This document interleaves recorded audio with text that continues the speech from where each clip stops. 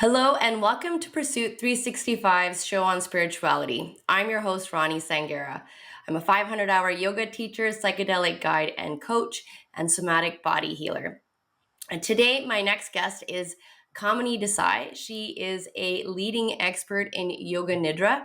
She has written a book about Yoga Nidra, and she facilitates courses around the world teaching Yoga Nidra to other people.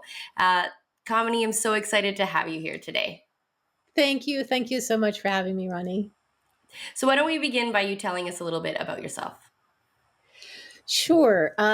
So I actually grew up as the daughter of a yoga master. So I got these teachings very young and, of course, had my own journey. Eventually, even though I learned a lot as a child, decided I wanted to do my own thing.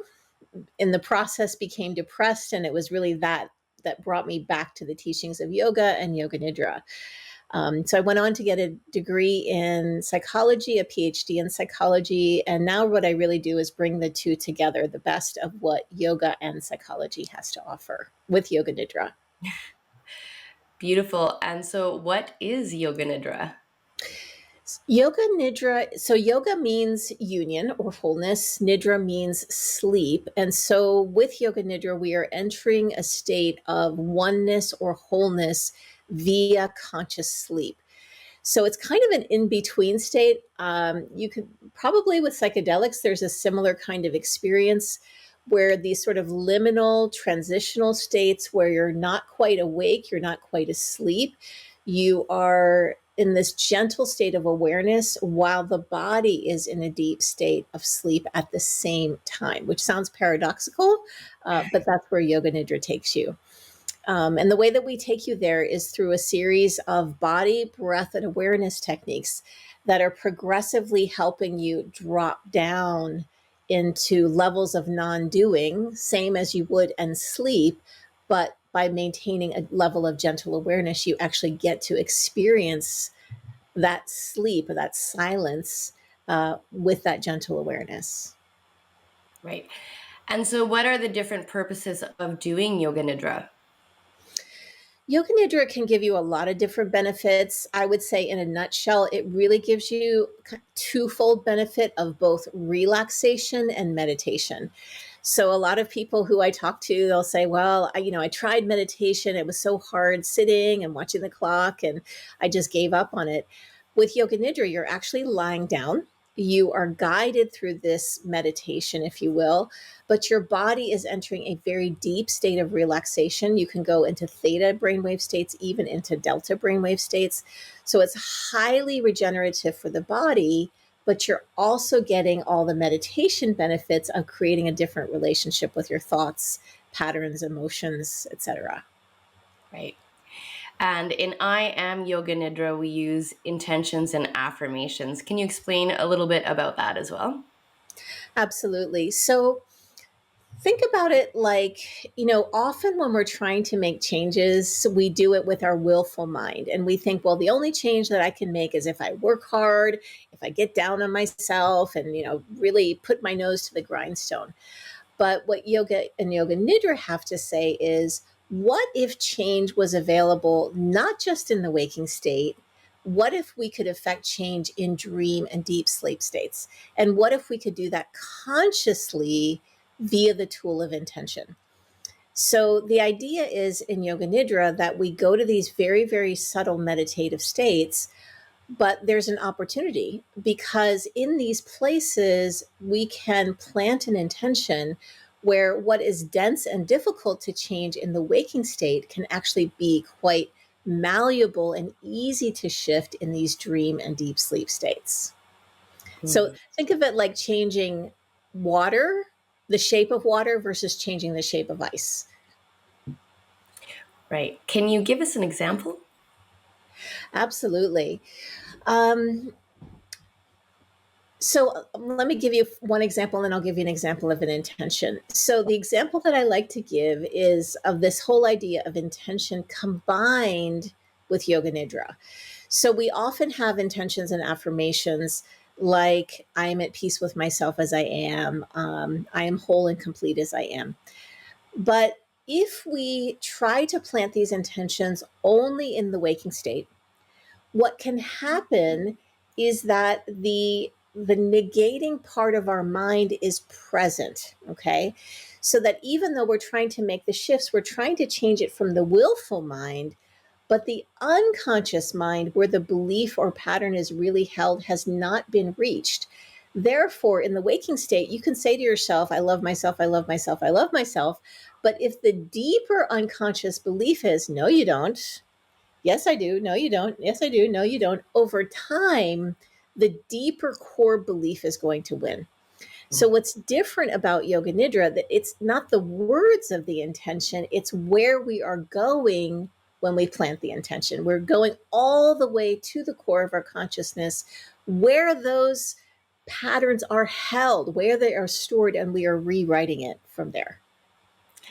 And how does Yoga Nidra help with sleep? That's the big one. Yes. So, in a number of different ways, the first that I would say, kind of as an umbrella statement, is in Yoga Nidra, you're basically consciously practicing the route that you are entering for sleep. And this is really important because in our modern day, we have become so highly mental, we have become so highly doing oriented that many of us have lost the capacity of sleep because we do not know how not to do, right? Yeah. We've gotten so good at doing and getting things done, but the more that we are doing, the more coffee that we're drinking, the more that we're pushing ourselves, we may have moved away from this kind of inborn ability to let go of the doing, the effort, the struggling, to the striving, which to me is one of the big causes of not being able to fall asleep. So, Mhm. really, what you're doing in Yoga Nidra, and I'll get into specifics in a moment, but the big thing that you're learning is how to release the doing, the effort, and the struggling and the striving, and how to drop down into those spaces that will help you fall asleep. Mm. And so that's what it can do to help us fall asleep. How does that help us in the waking state? Yes, absolutely. So, when you go into sleep, first of all, when you're going to Yoga Nidra, which is akin to sleep, but it's conscious sleep, you're releasing a lot of dopamine. And dopamine is fantastic for it's like the motivation biochemical. So when you've gotten a deep regenerative yoga nidra, when you come out, you will feel refreshed, you feel alert, you feel awake. And also, I would say, I'm going to go a little bit yogic esoteric on you for a minute. Because one of the things that we talk about in Yoga Nidra is how Yoga Nidra clears the mental body. Okay. And so the mind is constantly, its job is to constantly digest input from the senses. And that mind, think of what we have to handle all the time, the sounds, the advertising, the noises. We're constantly being barraged and overwhelmed through our senses. And so the mind gets tired, it gets overwhelmed, and we lose our concentration and focus, we lose energy. So when you go into a yoga nidra, you are actually clearing the mental body of all of those inputs. It's like giving your mental body a deep rest and clearing out everything that it has seen and experienced so that when you come out, it's kind of like you have a clean slate ready to face what's in front of you. Mm. So, scientifically, dopamine really enhances the release of dopamine, but on the spiritual level, um, there's a great example that I like to give, which is, your computer is visiting all these different websites and it's keeping record of all the places that you've been. And after a while, that record will start to slow your computer down. But you can clear your cache. You can clear the cache of your computer. And when you do, the computer starts to work again. Well, that's what Yoga Nidra is doing. It's clearing your cache so that your computer, the mind, can start to work better again.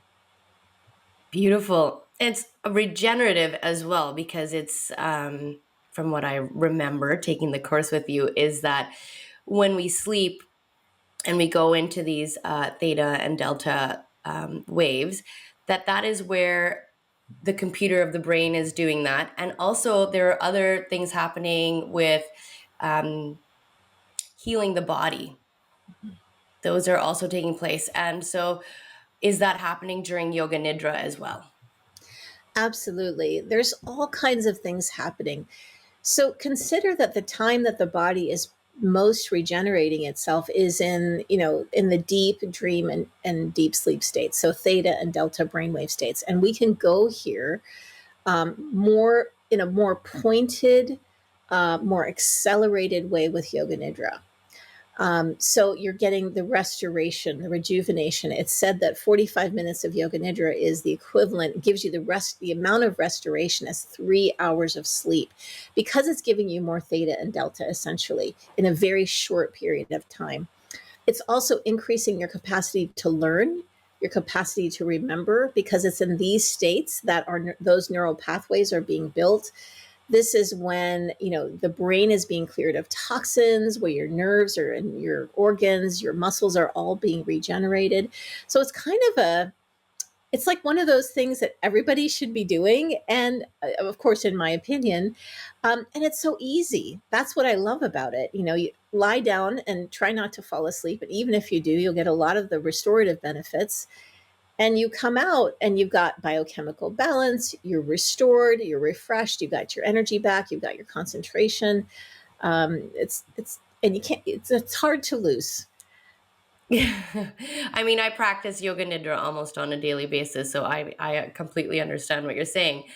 And it increases focus and concentration once you are awake as well. Exactly. So that it's really that dopamine release, that when you come out, that clearing of the cache, that you'll feel it. You can sense it, right? When you come out, it's just like, oh, okay, now I can focus again. So it's a really good alternative to the stimulants and the things that we do to keep our energy. It's a natural regeneration of energy rather than trying to kind of whip the body to go on. Yeah. Um, let's give it some real energy from the root. Yeah. So, what is the best time to practice Yoga Nidra? Um, Anytime you want to practice is a good time. You can use Yoga Nidra to fall asleep at night. Many people do if you have trouble with sleeping. Some people find when they practice Yoga Nidra at night, it actually gives them so much restoration that they can't fall asleep. Mhm. So everybody has to try that out for themselves, though some people swear by using it to fall asleep. If it gives you too much energy in the evening, then I would recommend either in the afternoon, right around 2, 3 o'clock, when your blood pressure drops. That's a really good time because it actually helps balance your blood sugar. You can also practice in the morning when you first wake up, and it kind of sets your day to be relaxed and alert and present in your life. Right. There are so many applications for this practice. I use it. I am going through perimenopause, and I am, very tired and sluggish. I'm having those types of symptoms, and so in the afternoon, like you just suggested, around 3 o'clock, I usually do a yoga nidra, and it just gives me enough energy to get through the rest of the day. Not just get through, but to perform through the rest of the day. So there are many, many applications for this. Absolutely. And I'll second that. I'm a little later along than you. And first of all, Yoga Nidra is known to reduce the incidence of hot flashes, perimenopausal symptoms. And for me, I was wondering, okay, when are the hot flashes going to come? They came. And as soon as they came, I started doing Nidras a few times a day. Usually I just do once a day, and starting doing particular techniques that are good for balancing the hypothalamus. And within 1 week, I've never had a hot flash again. So I know that this works. Yeah, mine are gone as well, so I know it works as well. You talk in your course about disidentification and how Yoga Nidra helps you disidentify with self sabotaging beliefs. Can you tell us a little bit more about that? Yeah. So the idea is that in our unconscious that we're holding unprocessed experiences, events, conclusions, either of our own or that we have picked up from our family or ancestrally, culturally, that are unprocessed and affecting the way that we are thinking and behaving. But we don't know. And so we don't even know that that is what is affecting us. And so through this process of Yoga Nidra, kind of more like a meditation, what you begin to do is you begin to start to be able to see the habit for what it is.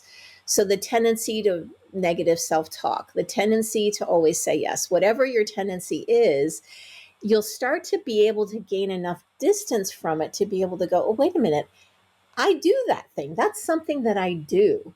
So rather than doing it automatically and unconsciously, you begin to get enough distance between you and it to be able to see it as something that you do, something that you think. It is not you, it is something that you have chosen to engage in.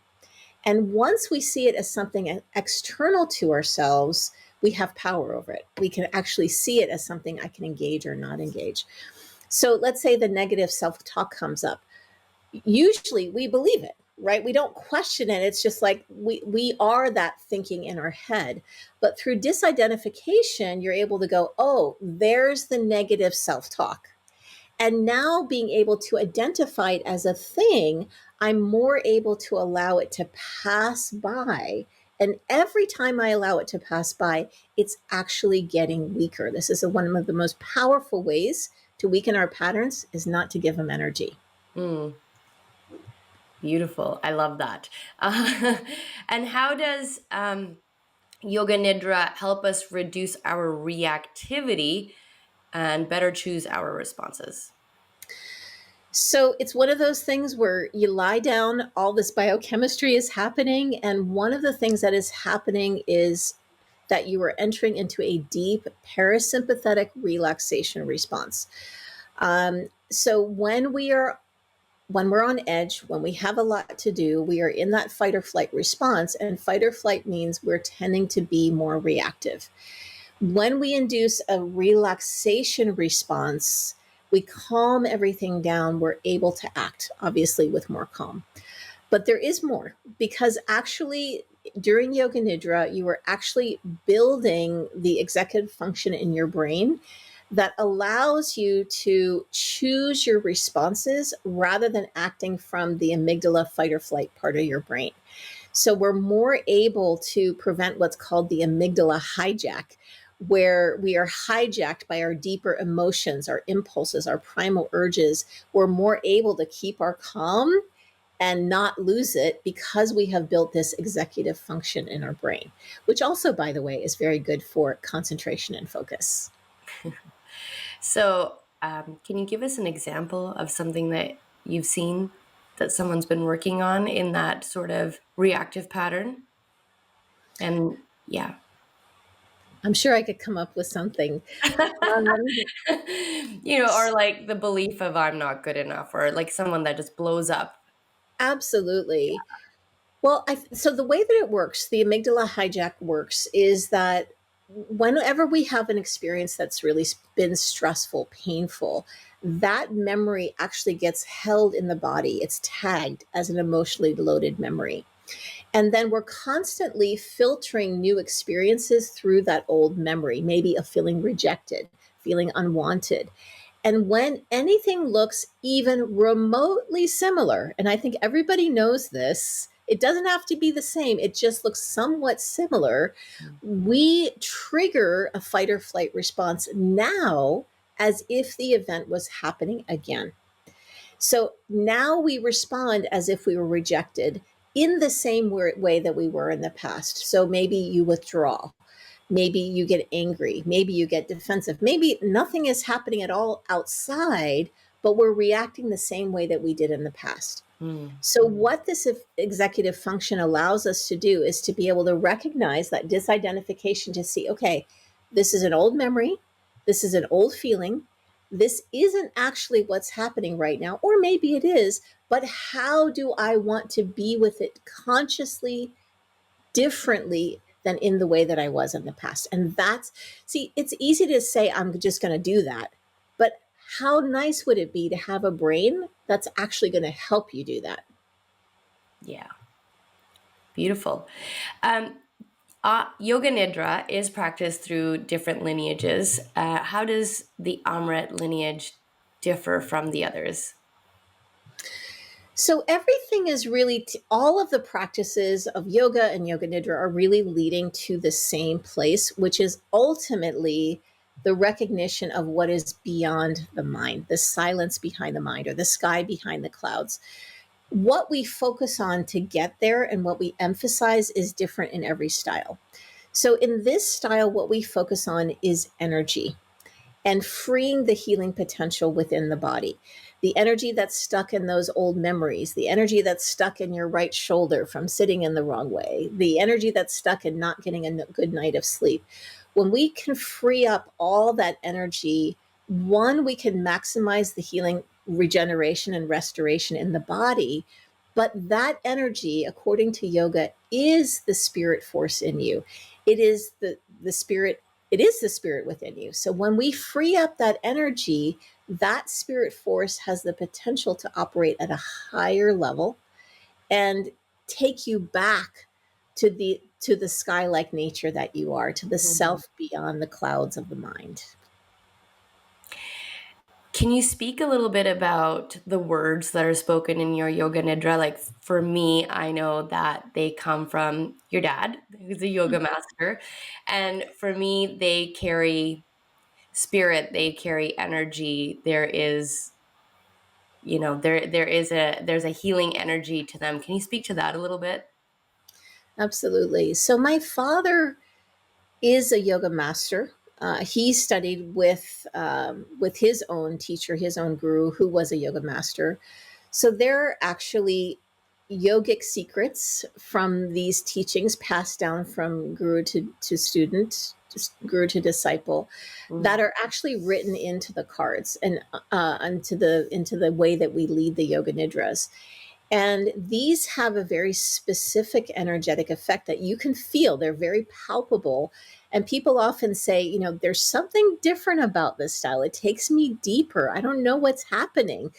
Um, but it's working at a very, very deep, that energetic level that we're talking about. So it's not just kind of a superficial level of like, oh, yeah, I felt a little bit relaxed.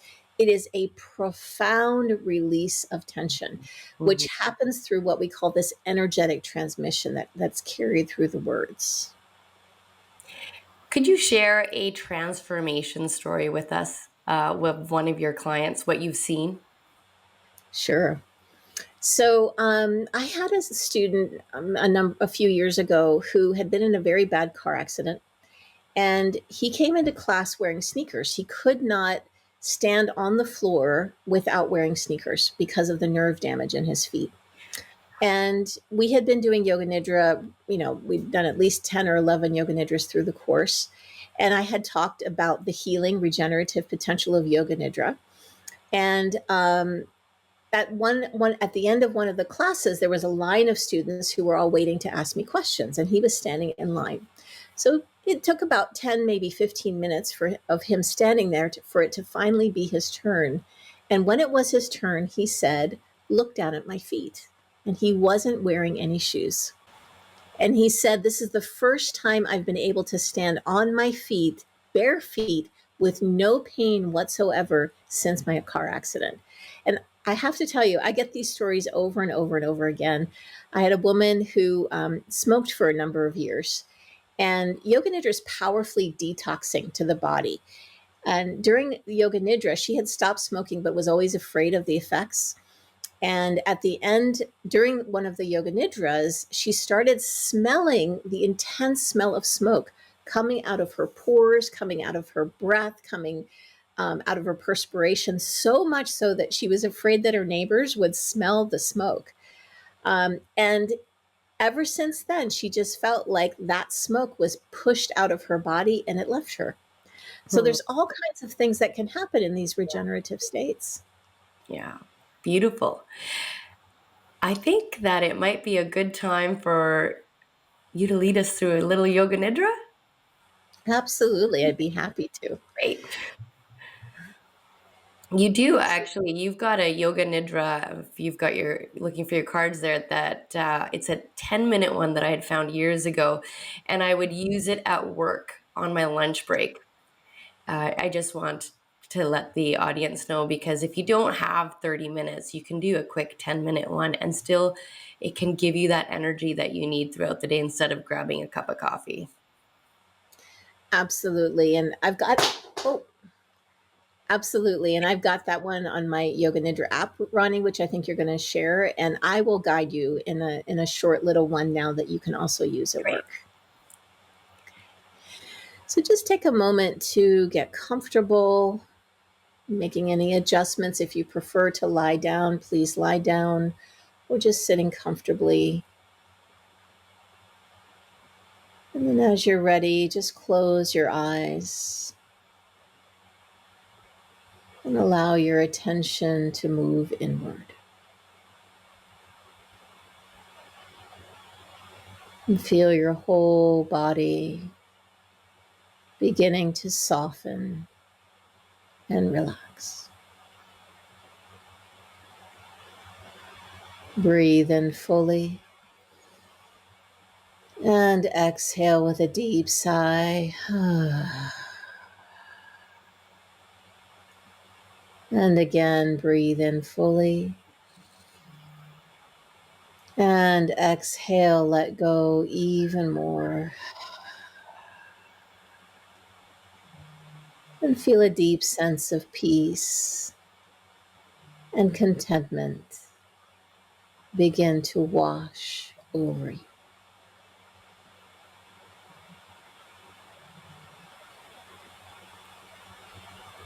Now bring your body into your awareness. And recognize that your body has been a trusted vehicle, creating accomplishments and contributions to the best of its ability. Now it is time for your body to rest deeply.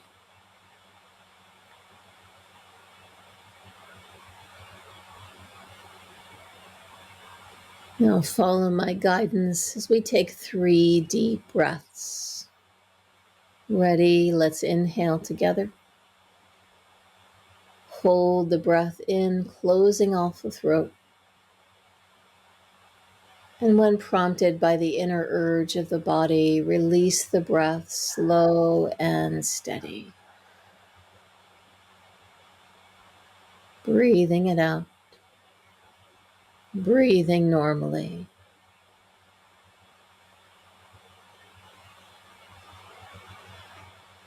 Second breath now, inhale together. Hold the breath in, closing off the throat. And holding even longer now, but without strain. When prompted, release the breath, letting it all go until there's nothing left.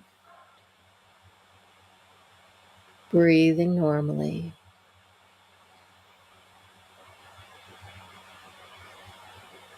And letting go more fully with each exhalation.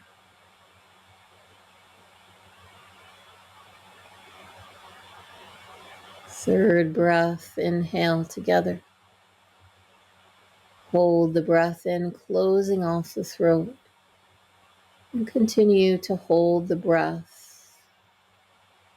Relax the face as you hold. Relax the shoulders, the neck as you hold. And when prompted, release it all out until you're completely open, empty. Breathing normally.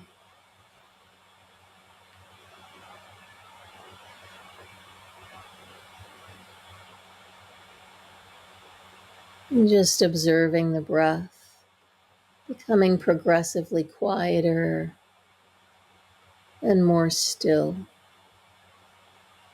until it's almost impossible to detect.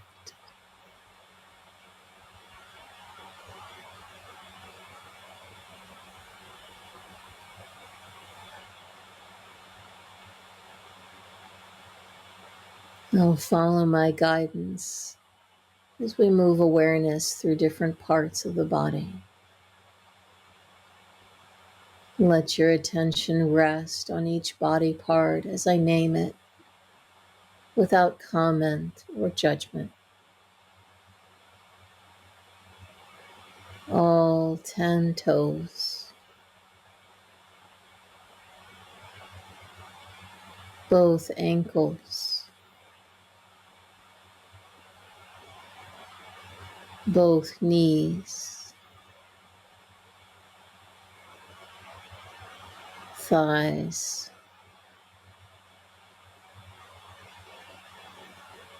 pelvis, chest,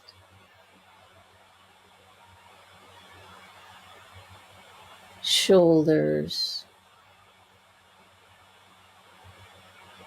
arms, and hands, face, head, back of the head, shoulder blades, spine,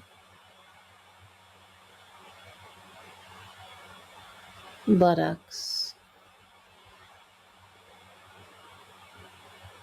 calves, heels, soles of the feet. Sense the whole body from the top of the head to the tips of the toes.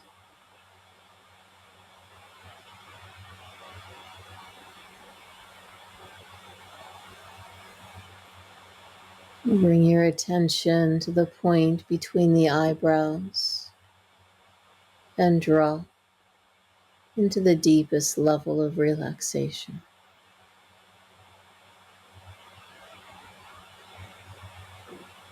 Here there remains nothing to do or achieve.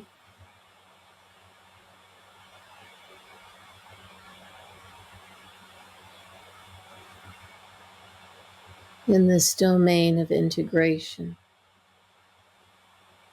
you are the witness of all that is happening, but doing nothing to make it happen.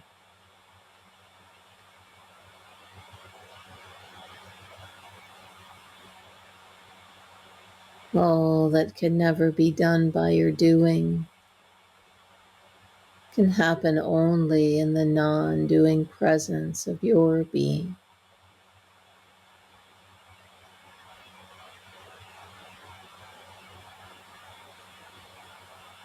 Empty and free from all doing.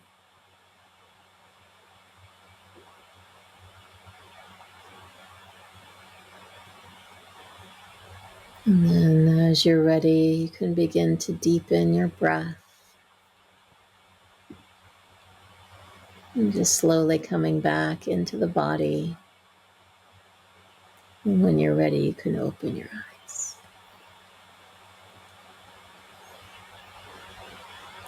So that's just a little taste of Yoga Nidra.